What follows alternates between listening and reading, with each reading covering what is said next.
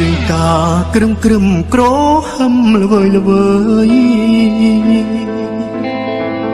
ហាក់ដូចដងហើយឆ្លើយថាអូនឃ្លាតសំលេងភ្លេងអើយដាំងហើយមិត្តញាតពេលនេះអូនឆ្លៀតលួចទៅរៀបការ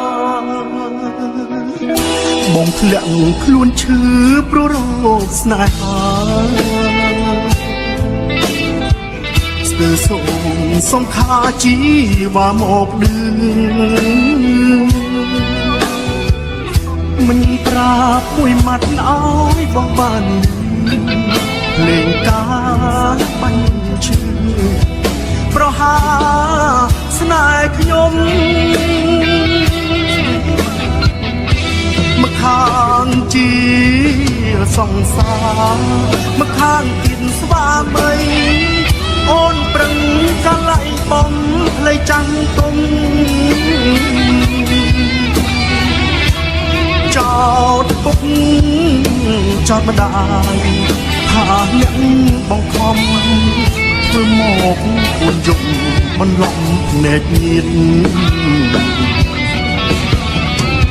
រៀបការចូលបងមិនខឹងទេមិនស្អប់មិញមេក៏មិនប្រចាំបើអូនឆ្លើយត្រង់បងមិនប្រកាន់តែនឹងតូចប៉ុនក្បត់ទៅរៀបការ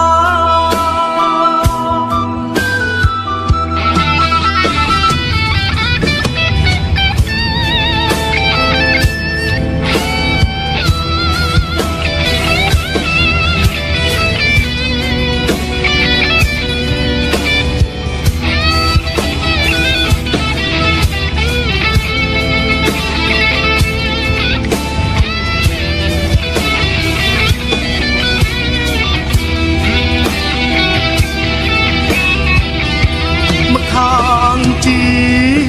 សង្សារមកខាងគិនស្វាមីអូនប្រឹងកាលៃបំផ្លៃចាំងទុំចោតពុកចោតម្ដាយថាអ្នកបងខំធ្វើមកអួនយំបន្លំភ្នែកញៀតរៀបការចូលបងមិនខឹងទេមិនស្អប់មិញមេក៏មិនប្រចាំបើអូនឆ្លើយត្រង់បងមិនប្រកាន់តែនឹង